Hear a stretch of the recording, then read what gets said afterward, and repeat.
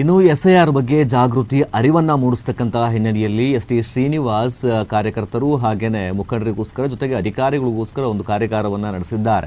ಈ ಮೂಲಕವಾಗಿ ಒಂದಿಷ್ಟು ಮಾಹಿತಿಯನ್ನ ತಿಳಿಸಿಕೊಟ್ಟಿರುವಂತಹದ್ದು ಏನು ವಿಜಯನಗರ ಜಿಲ್ಲೆಯ ಕೂಡ್ಲಗಿ ಪಟ್ಟಣದ ಡಾಕ್ಟರ್ ಅಂಬೇಡ್ಕರ್ ಭವನದಲ್ಲಿ ಕೂಡ್ಲಗಿ ವಿಧಾನಸಭಾ ಕ್ಷೇತ್ರಕ್ಕೆ ಸಂಬಂಧಪಟ್ಟಂತೆ ಕೂಡ್ಲಗಿ ಹಾಗೂ ಕಾನಹೊಸಳ್ಳಿ ಬ್ಲಾಕ್ ಕಾಂಗ್ರೆಸ್ ಸಮಿತಿಗಳ ನೇತೃತ್ವದಲ್ಲಿ ಮತದಾರರ ತೀವ್ರ ವಿಶೇಷ ಪರಿಷ್ಕರಣೆ ಕುರಿತು ಮತಗಟ್ಟೆ ಏಜೆಂಟರ್ಗಳು ಹಾಗೂ ಕ್ಷೇತ್ರದ ಪಕ್ಷದ ಮುಖಂಡರಿಗೆ ಜಾಗೃತಿ ಮತ್ತು ತರಬೇತಿ ಕಾರ್ಯಾಗಾರವನ್ನು ಈಗ ನಡೆಸಲಾಗಿದೆ.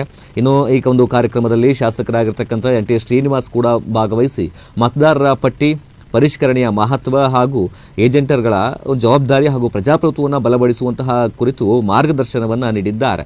ಒಂದೇ ಒಂದು ಮತವು ಕೂಡ ಕೈತಪ್ಪದಂತೆ ಪ್ರತಿ ಮತದಾರರ ಹೆಸರನ್ನು ಕೂಡ ಪಟ್ಟಿಯಲ್ಲಿ ಸೇರಿಸುವ ಸಂಕಲ್ಪ ಹೊಂದಬೇಕು ಅಂತೇಳಿ ಜಿಲ್ಲಾ ಬಿಎಲ್ಒಗಳಿಗೆ ಏಜೆಂಟರ್ಗಳಿಗೆ ಮಾರ್ಗದರ್ಶನವನ್ನು ಮಾಡಿರ್ತಕ್ಕಂಥದ್ದು ಶ್ರೀನಿವಾಸ್. ಪ್ರತಿ ಮತವು ಕೂಡ ಅತ್ಯಮೂಲ್ಯವಾದದ್ದು, ಕಾರಣ ಎಲ್ಲರೂ ಕೂಡ ಜಾಗೃತಿಯನ್ನು ವಹಿಸಬೇಕು ಅಂತ ಹೇಳಿ ತಿಳುವಳಿಕೆಯನ್ನು ಮೂಡಿಸಿದ್ದಾರೆ. ಪ್ರಜಾಪ್ರಭುತ್ವದ ಅಡಿಪಾಯ ಮತದಾರರ ಪಟ್ಟಿಯಾಗಿದೆ. ಒಂದೇ ಒಂದು ಮತದಾರರ ಹೆಸರು ಕೈತಪ್ಪಿದರೂ ಕೂಡ ಅದು ಪ್ರಜಾಪ್ರಭುತ್ವಕ್ಕೆ ಮಾಡಿದ ದ್ರೋಹ ಅಂತೇಳಿ ಇದೀಗ ಅಭಿಪ್ರಾಯವನ್ನು ವ್ಯಕ್ತಪಡಿಸಿರುವಂತಹದ್ದು. ಒಂದೇ ಒಂದು ಮತವು ಕೂಡ ಕೈತಪ್ಪದಂತೆ ಮತದಾರರ ಪರಿಷ್ಕರಣೆಗೆ ಆದ್ಯತೆಯನ್ನು ಕೊಡಬೇಕಿದೆ. ಈ ಮೂಲಕ ಭಾರತ ದೇಶದ ಸಂವಿಧಾನ ಪ್ರಜಾಪ್ರಭುತ್ವವನ್ನು ಉಳಿಸುವ ಮಹತ್ವದ ಕಾರ್ಯವನ್ನು ಮಾಡಬೇಕು ಅಂತೇಳಿ ಇದೀಗ ಶಾಸಕ ಎಸ್.ಟಿ. ಶ್ರೀನಿವಾಸ್ ಮನವಿಯನ್ನ ಮಾಡಿದ್ದಾರೆ, ಕರೆಯನ್ನ ನೀಡಿದ್ದಾರೆ.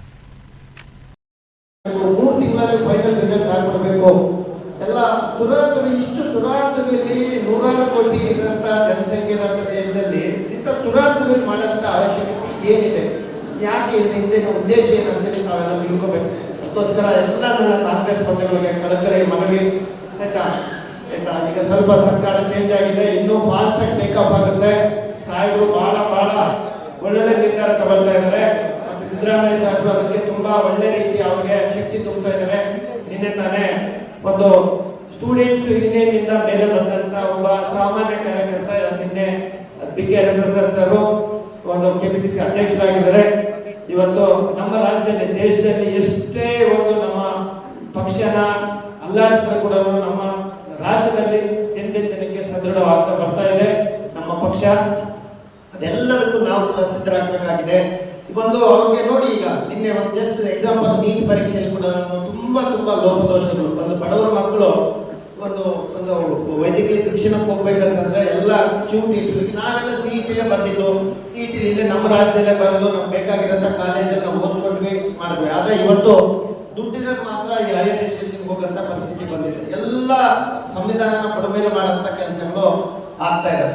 ಸೊ ಇದ್ರ ಬಗ್ಗೆ ತಾವೆಲ್ಲ ಎಚ್ಚರ ವಹಿಸ್ಬೇಕು. ಅದಕ್ಕೋಸ್ಕರ ಇದರಲ್ಲಿ ಇನ್ನೇನಿಲ್ಲ, ನೀವೆಲ್ಲ ಜಾಗೃತರಾಗಿ ಎಚ್ಚರಿಕೆಯಿಂದ ಇದನ್ನ ಕೆಲಸ ನಿಭಾಯಿಸ್ಬೇಕು. ಇದು ಏನೋ ಒಂದು ನಿಮ್ಗೇನೋ ಜವಾಬ್ದಾರಿ ಕೊಟ್ಟಿದ್ದೀವಿ, ಏನೋ ನಿಮ್ಗೊಂದು ಮೆಸೇಜ್ ಬಂತು, ಇಲ್ಲ ಒಂದು ಕರೆದ್ರು ಬಂದ್ರು ಫಂಕ್ಷನ್ ಮಾಡಿದ್ರು ಅಂತಲ್ಲ. ಇದು ಪ್ರತಿಯೊಬ್ಬರ ಜವಾಬ್ದಾರಿ.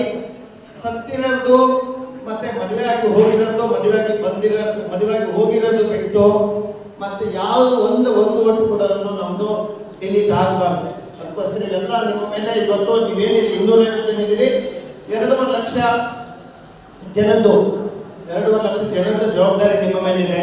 ಸೊ ಅದಕ್ಕೋಸ್ಕರ ತಾವೆಲ್ಲರೂ ತುಂಬಾ ಶ್ರದ್ಧಾಪೂರ್ವಕವಾಗಿ ಈ ಕೆಲಸನ ನಿಮಗೆ ವಹಿಸಿದೆ.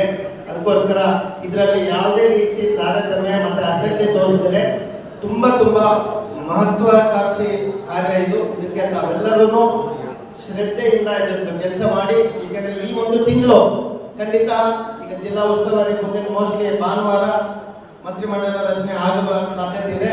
ಮತ್ತೆ ಮುಂದಿನ ತಿಂಗಳಲ್ಲಿ ಜಿಲ್ಲಾ ಉಸ್ತುವಾರಿ ಸಚಿವರು ಕೂಡ ಬರ್ತಾರೆ.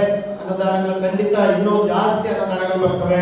ಎಲ್ಲ ತಮ್ಮ ಏನು ಬೇಡಿಕೆ ಇದಾವೆ ಕೆಲವರಿಗೆಲ್ಲ ಖಂಡಿತ 3 ವರ್ಷದಿಂದ ನಮಗೆ ಮಾತಾಡಿಸಿಲ್ಲ, ನಮ್ಮನ್ನು ನೋಡಿಲ್ಲ, ನಮ್ಮ ಗಮನ ಹರಿಸಿಲ್ಲ ಅಂತೇಳಿ ತಾವೇನಿದ್ದೀರಿ ಖಂಡಿತ ಎಲ್ಲ ನಮಗೆ ಮನವರಿಕೆ ಆಗಿದೆ.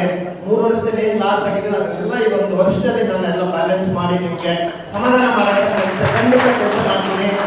ಒಂದೇ ಒಂದು ದಿವಸ ಕೂಡ